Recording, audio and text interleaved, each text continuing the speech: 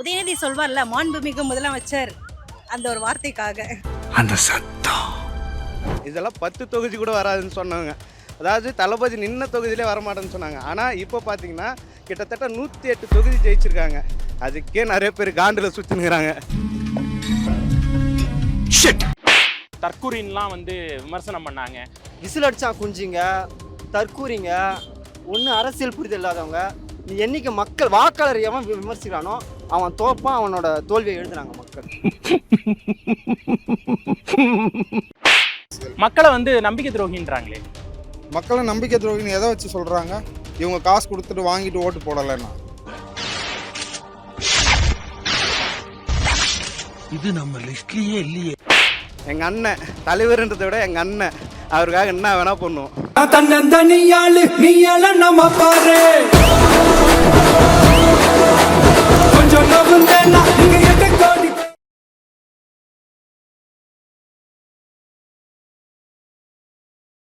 Provoke TV நேயர்களுக்கு வணக்கம். ஒரு பெயரே வரலாறு அப்படிங்கிற அந்த பாடலுக்கு ஏற்ப இன்னைக்கு தமிழக முதல்வராகி இருக்கிறாரு மாண்புமிகு ஜோசப் விஜய் அவர்கள். அதையும் கரெக்டா சொல்லணும்னா தமிழக முதல்வர் மாண்புமிகு ஜோசப் விஜய் அவர்கள் அப்படின்னு சொல்லணும்.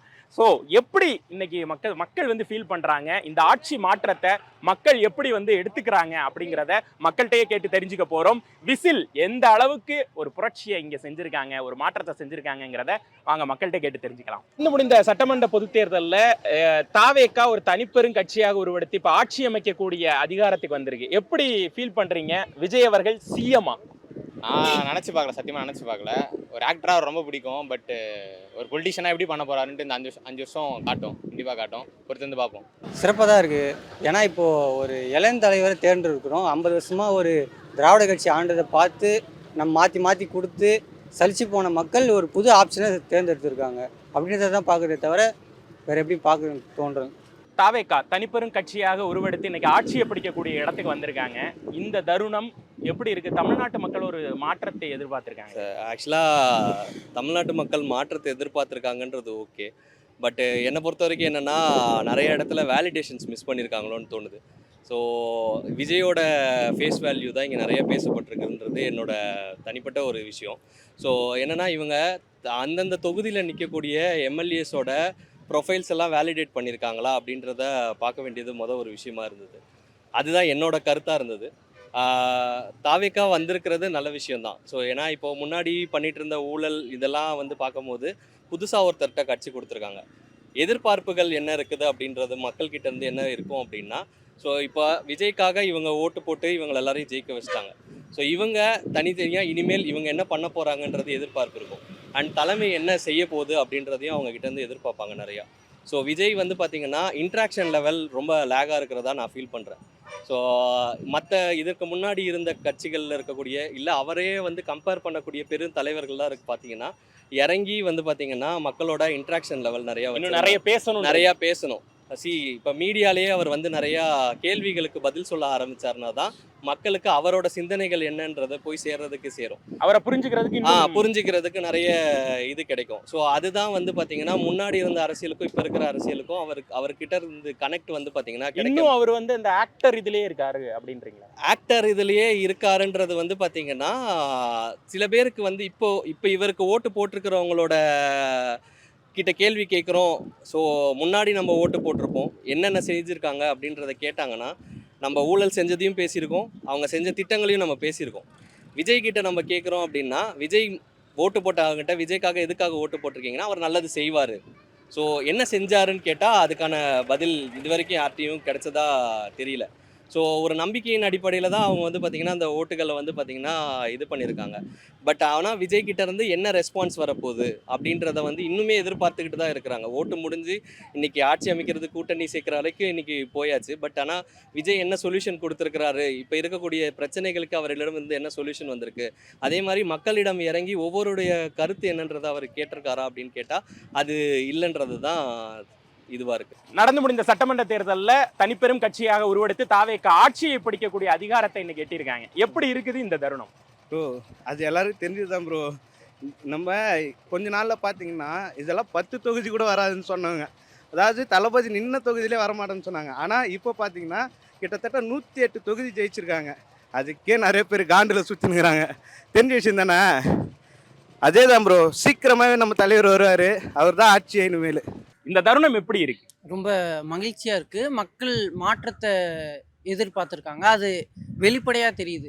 ஏன்னா இப்போது கட்சி ஆரம்பித்து 2 வருஷம் தான் அவர் பிரச்சாரம் பண்ணி வந்தது. ஆனால் அவங்க டிஎம்கேன்றது காமராஜர், அண்ணா, முக ஸ்டாலின், கருணாநிதி இவங்கெல்லாம் 75 வருஷமாக இருந்த கட்சி. அங்கே எம்ஜிஆர், ஜெயலலிதா, இப்போ எடப்பாடி, இபிஎஸ் அப்புறம் எல்லாம் இருந்த கட்சி.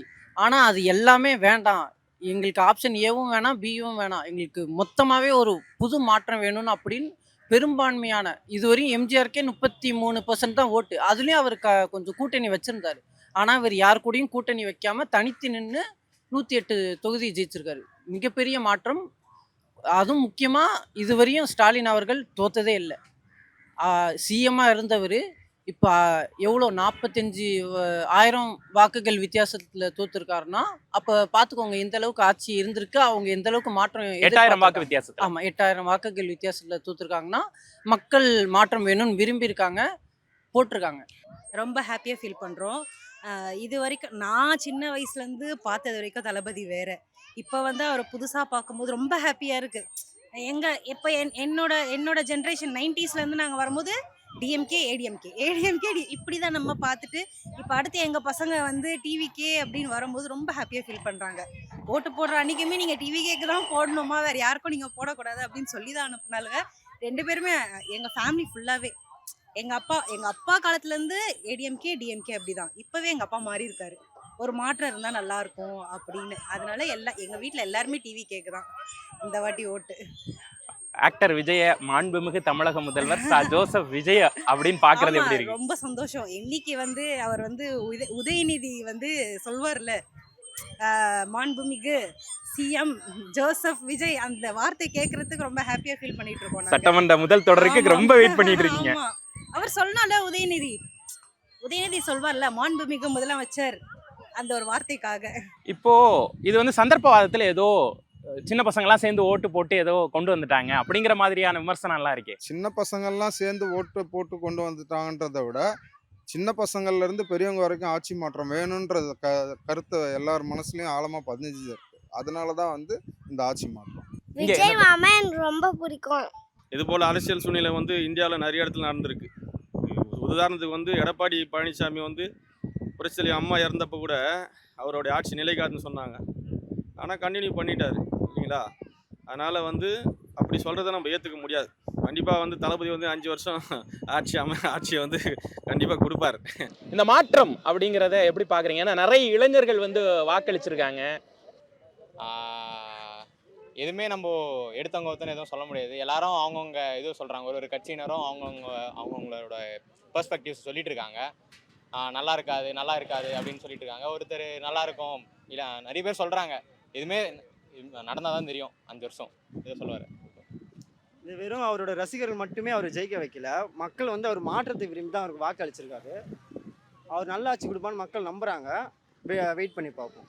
இப்போ மக்கள் வந்து ஒரு எமோஷனல்ல ஓட் பண்ணிட்டாங்க அப்படின்னு சொல்லிட்டு தொடர்ந்து டிஎம்கே எல்லாம் நிறைய பேசுறாங்கல்ல, அது வாய்ப்பே இல்லை.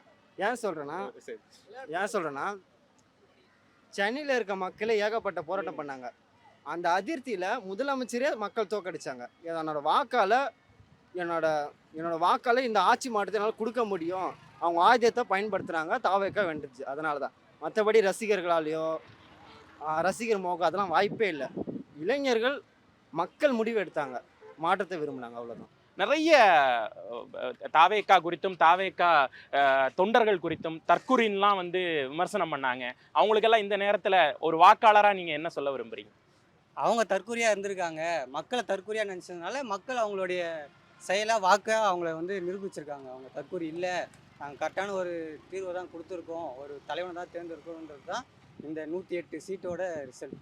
இல்லை, இந்த கான்ஃபிடன்ஸ் எப்படி பார்க்குறீங்க? ஏன்னா எல்லாருமே சொன்னாங்க இவர்னால பெரம்பூர்லையும் திருச்சி கிழக்குலையுமே நீங்கள் சொன்ன மாதிரி ஜெயிக்க முடியாதுங்கிறப்ப அவர் சொன்னார், இந்த மாதிரி வேணால் எழுதி வச்சுக்கிங்க, இப்போ இன்னைக்கு இருக்கக்கூடிய முதல்வர் அவர்கள் ஒரு பதிவு போடுவார், மக்கள் தீர்ப்பை ஏற்கிறேன் அப்படின்னு சொல்லிட்டு அவரே ஒரு பதிவு போடுவாருன்னு சொல்லிட்டு விஜய் அவர்களே சொல்லியிருந்தார். அந்த கான்ஃபிடன்ஸை எப்படி பார்க்குறீங்க? அதுதான் ப்ரோ, நம்ம மக்கள் மேலே அவரோட மக்கள் மேலே இருந்த நம்பிக்கை தான்.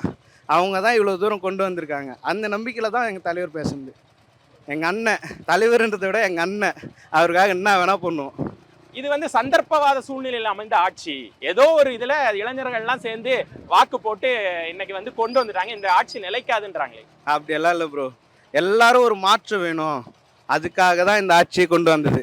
அதாவது இதுவரையில் இந்த கட்சிகள் வந்து மாறி மாறி 2 கட்சி மாறி மாறி வந்ததுனால ஜனங்களுக்கே வெறுத்துட்டாங்க. அதனால புது மாற்றம் வேணும், புதுசாக ஒருத்தர் வந்தாருன்னா நிறைய விஷயம் பண்ணுவார் அப்படின்றதுனால தான் ஒரு மாற்றத்துக்காக தான் தேர்ந்தெடுத்தோமே தவிர்த்து இது வந்து ஒரு லக்குலையோ இல்லை வந்து இவங்கெல்லாம் சொல்கிற மாதிரி ஏதோ போனா போடன்னு போட்டதெல்லாம் இல்லை.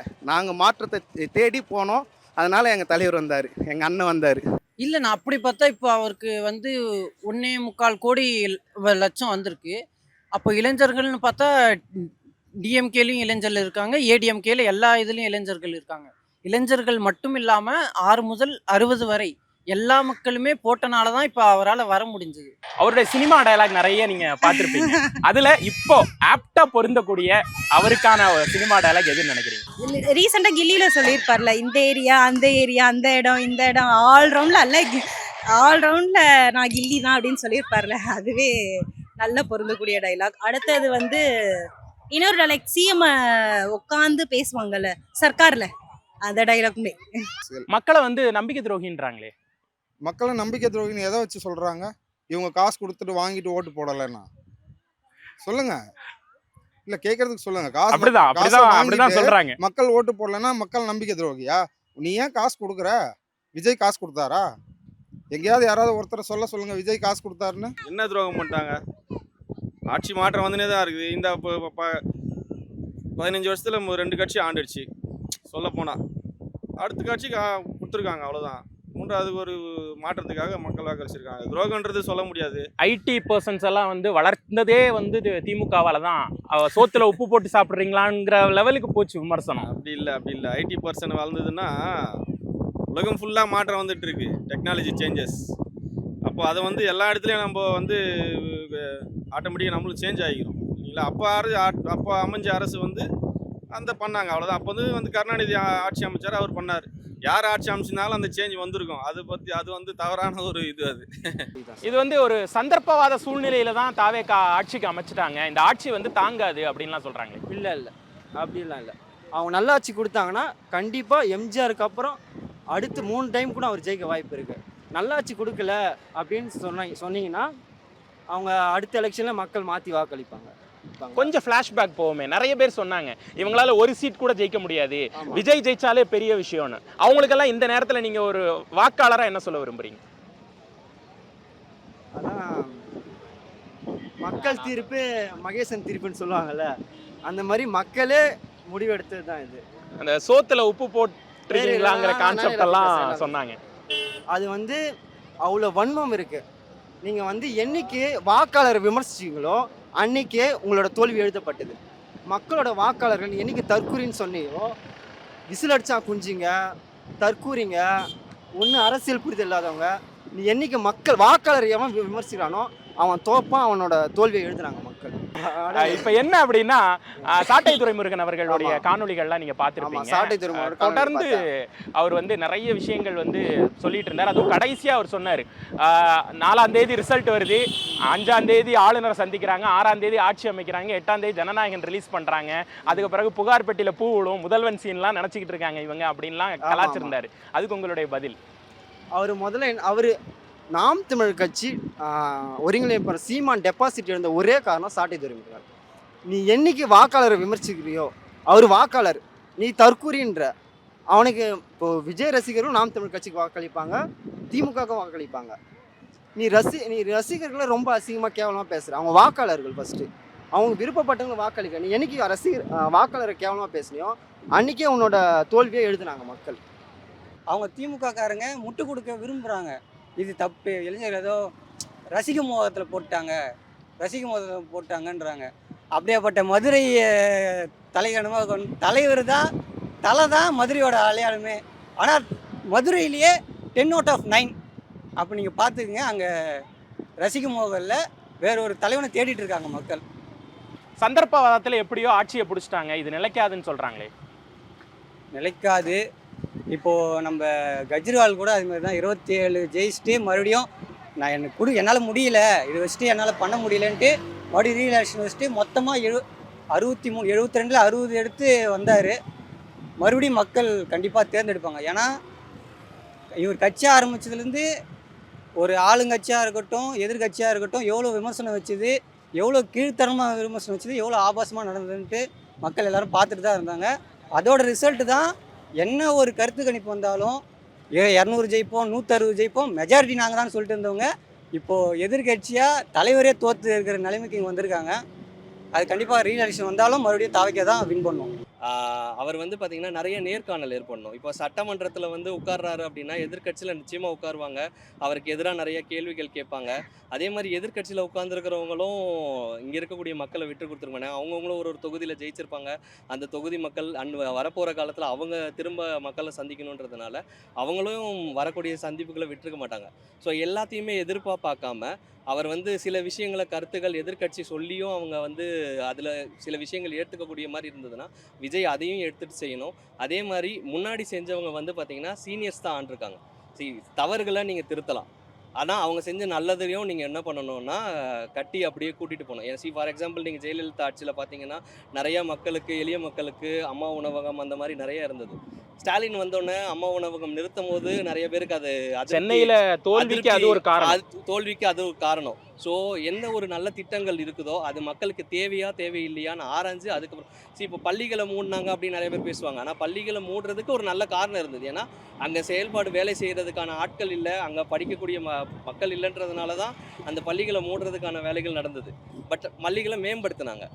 ஸோ அதே மாதிரி அம்மா உணவகங்களை மூடுறாங்க அப்படின்னும் போது என்னென்னா அம்மா உணவகம் மூடுறது வந்து பார்த்திங்கன்னா நிறைய பேரோட அடிப்படை எதிர்பார்ப்புகளை இது பண்ணாமல் இருந்ததுனால தான் அது எதிர்ப்புகள் அதிகமாக கிளம்புச்சுன்றது என்னோட ஃபீலிங். ஸோ அதே மாதிரி என்னென்ன நல்ல விஷயங்கள் இருக்குது, மக்களோட உணர்வுகள் என்ன, அந்த திட்டங்களால் அவங்க என்ன லெவலில் பயனடைஞ்சிருக்கிறாங்க அப்படின்றதெல்லாம் அறிஞ்சு எனக்கு என்னென்னா திமுக செய்த விஷயங்களை ரொம்ப லேட்டாக செஞ்சுட்டாங்களோன்ற ஒரு ஃபீலிங் இருக்குது. 5 வருஷத்தில் அவங்க செய்கிறத நான் கடைசி 5ஆவது வருஷத்தில் செஞ்சதுனால தான் அவங்க செயல்பாடுகள் வந்து பார்த்திங்கன்னா மக்கள் இடத்துல பெருசாக போய் சேரலையோ அப்படின்ற மாதிரி இருக்குது. பட் செஞ்சுருக்காங்க. ஸோ அதை கண்டினியூ பண்ணி இவர் கொண்டு போகணுன்றது தான் இருக்குது. அதை விஜய் அவர்கள் சொன்ன மாதிரியே முன்னோர்களுடைய படிப்பினைகளையும் எடுத்துக்கொண்டு முன்னோர்கள்ன்றது வந்து பார்த்திங்கன்னா முன்னாடி இருந்தவங்களை எடுத்துக்காம தற்போது நிலைமையில் இருக்கக்கூடிய எதிர்க்கட்சியில் இருந்தவங்களும் அதை செஞ்சுருக்கும் போது அதோட நல்லதையும் இவங்க எடுத்துகிட்டு போகணுன்றது என்னோட தனிப்பட்ட கருத்தாக இருக்கும். நன்றி நன்றி தேங்க்யூ. என்னைக்காவது ஒரு மாற்றம் வந்துராதான்னு ஏங்கின காலம் இருக்கும் இல்லையா? இந்த இந்த கண்ணுக்கு முன்னாடி இருக்கக்கூடிய இந்த மாற்றத்தை எப்படி பார்க்குறீங்க? அதுதான் சொல்கிறேன், இது வந்து ரொம்ப பெரிய விஷயம். அதாவது ஒரு மிராக்கிள்னு சொல்லலாம் இதை பொறுத்தளவு, பட் மேஜிக்னு சொல்லக்கூடாது. இது வந்து மேஜிக்ன்ற வார்த்தைக்கு இது தீர்க்கமான முடிவு தான், பொருந்தவே பொருந்தாது. இது தீர்க்கமான முடிவு. மக்கள் ரொம்ப தெளிவாக இருக்காங்கன்றத வந்து இது காட்டுது. இந்த நேரத்தில் ஒட்டுமொத்தமாக தமிழகத்துடைய இந்தந்த விஷயங்கள்லாம் விஜய் அவர்கள் மாற்றினா நல்லா இருக்கும் அப்படிங்கிற ஏதாவது ஒரு அது நீங்கள் வந்து எலெக்ஷன் ரிசல்ட்லேயே பார்க்கலாம். பெண்மணிகள், கர்ப்பிணி பெண், மாற்றுத்திறனாளி 26 தலித்து, அதில் 22 அதே தனித்தொகுதி, 3 வந்து பொது தொகுதி, 3 2 பொது தொகுதி. அதுவே ஒரு மாற்றம் தான்.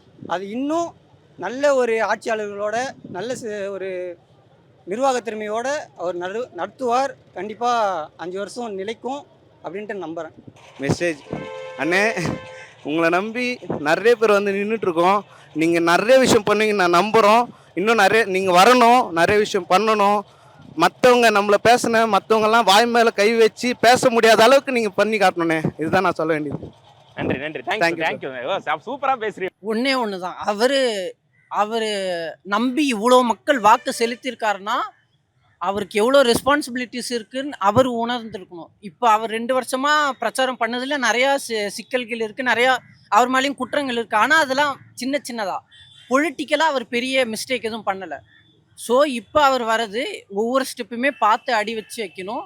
அவர் சொன்ன வாக்குறுதிகள் அனைத்துமே நிறைவேற்றணும். அதே மாதிரி பிஜேபியை தமிழ்நாடு வர விடாமல் பார்த்துக்கணும். மக்களோட சின்ன தேவைகள், இப்போ தண்ணீர் வசதி, லைட் வசதி, டாய்லெட் இல்லை இந்த ரோடு வசதி, இது மாதிரி சின்னதை பூர்த்தி செஞ்சாலே போதும். அது மாதிரி அவர் கொஞ்சமாக முன்னேற்றினாலே போதும். அதுதான் அவருக்கு ரெஸ்பான்சிபிலிட்டிஸ் அதிகமாக இருக்குது. நீங்கள் உங்களை நம்பி இவ்வளோ 1.25 கோடி லட்சம் பேர் வாக்கு செலுத்தியிருக்காங்க. அதை மைண்டில் வச்சுக்கிட்டு கொஞ்சம் ஆட்சி நடத்திங்கன்னா நல்லாயிருக்கும்னு நினைக்கிறேன். அவ்வளோ. அவர் நிறைய சினிமா டயலாக் எல்லாம் கேள்வி நம்ம பார்த்துருக்கோம். ஆமா ஆமா. அந்த சினிமா டயலாக்ல இந்நேரத்துல அவருக்கு ரொம்ப சூட்டபிளா நீங்க சொல்லக்கூடிய டயலாக் என்ன? அவருக்கு சூட்டபுளானா லியோவை பார்க்கணும். அவங்க தானே ஆசைப்பட்டாங்க, விஜய் இவன் வீட்டை விட்டு வெளில வர மாட்டான், இவன் ஒரு சீட்டு ஜெயிக்க மாட்டான், இவன் டெபாசிட்டே வாங்க மாட்டான், ஆட்சி அமைக்க மாட்டான் அப்படின்னாங்க. லியோவை பார்க்கணும்னு கேட்டாங்களே, இப்போ லியோ வந்துட்டாரு. இதுக்கப்புறம் பார்க்க போறீங்க, கண்டிப்பா பார்ப்பீங்க. அதுதான் நடக்கும் கண்டிப்பா. தேங்க்யூ. சூப்பர். இந்த நேரத்துல நம்மளுடைய மாண்புமிகு தமிழக முதல்வர் சா ஜோசப் விஜய் அவர்களுக்கு ஆமா, சி. நீங்க ஜோசப் அவர்கள். சொல்லக்கூடிய ஒரு மெசேஜ் என்ன? மக்கள் நம்பி வாக்களிச்சிருக்காங்க, அவங்க நம்பிக்கையை காப்பாத்துங்க. பெண்கள் சேஃப்டி பற்றி நிறையா பேசியிருக்கீங்க, அதை வந்து பேச்சு இல்லாமல் செயல்படுத்தி காட்டணும். இந்த இடத்துல நான் ஒரு ரெக்வெஸ்ட்டாகவே கேட்டிருக்கேன். ஜெயலலிதா அம்மாவுக்கு பிறகு பெருவாரியான மகளிர் வாக்குகளை பெற்று தான் டிவிக்கு ஆட்சி அமைச்சிருக்காங்க. ஸோ என்ன எக்ஸ்பெக்டேஷன், என்ன ஒரு கோரிக்கை முதல்வர்கிட்ட இந்த கோரிக்கை வைக்கிறேன் அப்படின்னா என்ன கோரிக்கை? பாதுகாப்பு மட்டும்தான், வேற எதுவுமே கிடையாது. மற்றபடி பெண்கள் இப்போ எல்லாருக்குமே எல்லாமே தெரியுது.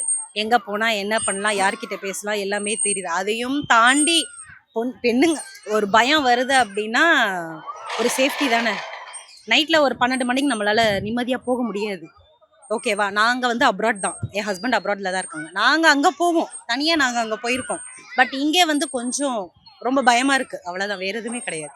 அடுத்து எனக்கும் 2 பொம்பளை பசங்க, அவங்களையுமே அடுத்த ஜென்ரேஷன் வரும்போது பரவாயில்ல, நம்ம ஃப்ரீயாக போகலாம் வரலாம், எந்த பயமும் இருக்காது. எப்போனாலும் போலீஸ் வரும், நமக்கு எப்போனாலும் வந்து நமக்கு பாதுகாப்பு கொடுப்பாங்க அப்படின்ற மாதிரி இருக்கணும். அவர் ஆட்சி நல்லபடியாக நடத்தி வருங்காலத்தை அவர் தான் வழி நடத்தி கொண்டு போகணும். யங்ஸ்டர்ஸ் எல்லாமே அவரை ஃபாலோ பண்ணி அவரோட வழிமுறைகளை பின்பற்றி அவர் என்ன கருத்து மக்களுக்கு வைக்கிறாரு, என்ன செய்கிறாரு, மக்களோட தேவைகள் என்ன, இதெல்லாம் வந்து அடிப்படை வசதிகளை வந்து ஃபஸ்ட்டு அவர் பண்ணுறேன்னு சொல்லியிருக்காரு.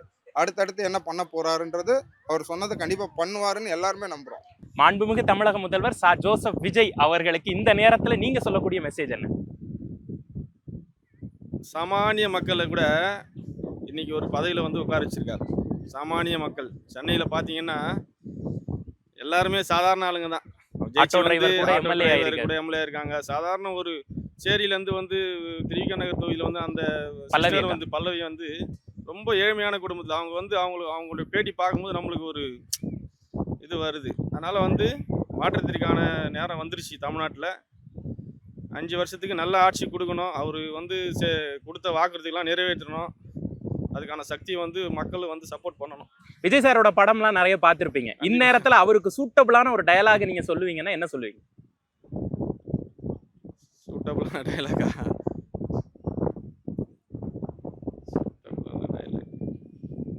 ஐ எம் வெயிட்டிங்னு ஒரு டயலாக் இருந்தது அவரது. அந்த வெயிட்டுக்கான டைம் முடிஞ்சிச்சு. இப்போ அவரோட டைம், அவ்வளோதான். தேங்க்யூ.